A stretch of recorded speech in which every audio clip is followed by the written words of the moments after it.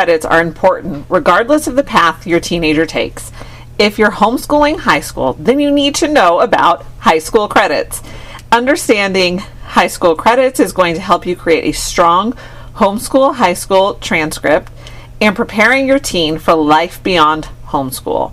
If you've ever wondered how many credits your teen needs and how to assign them, you're in the right place. So yes, the idea of planning for high school can feel so overwhelming at first, but let me help you simplify the process so you can confidently plan for high school. Knowing how to track your high school credits and what to track will make this process so much easier. So I am currently on my third high schooler and third driver, help us all, and I know the anxiety that I felt when my oldest was in 8th grade. I didn't have a clue, and in the moment it felt very stressful. But now that I am 3 kids deep, it is totally a piece of cake. So Mom, you can do this, and it is easier than you think. So why do you need to track high school credits? Because these are going to be very important no matter what path you take to graduation. Yes, you can give a diploma, and you can order one from HSLDA, and it comes real nice and it has a nice folder, but it is the transcript that is going to validate your diploma. And it is the credits on the transcript that are going to show the completed courses. That means a diploma doesn't carry any weight without the transcript.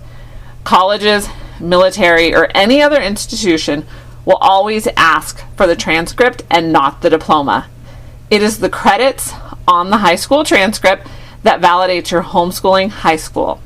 The diploma is just the certificate of completion. And if you want to know more about high school transcript and get a template for that, check out the show notes below.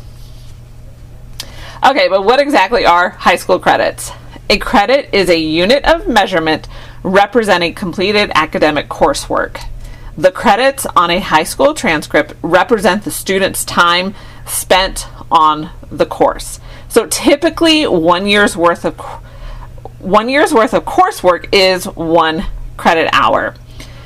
It is usually calculated at 150 hours of academic work is 1 credit, and 75 hours is a half a credit, or 1 semester worth of work. So 150 hours is a full year, and 75 hours is a half a year.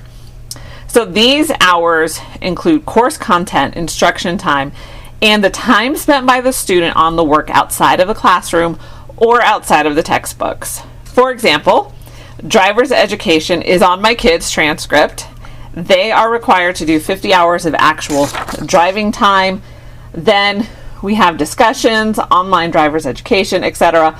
All this time spent on driver's education comes to about half a credit, which is 75 hours. And I know what's going through your mind right now. How do I actually determine if they put in the time? Do I need to track hours now?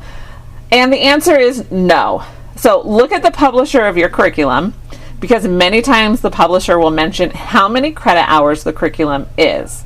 So if the schedule requires them to work on the curriculum 5 days per week for 30 to 36 hours, then this is a full course and it is 1 high school credit hour. If the curriculum is once a week for a year, or it is 5 days per week for 15 weeks, then it is half a credit. It is important to use reasonable judgment. So you don't want to inflate your kids' academic performance, but you also don't want to take away any achievements from them. So when in doubt, look to see what the publisher recommends. And I know this might be more difficult if you're doing like a literature-based or unschooling approach.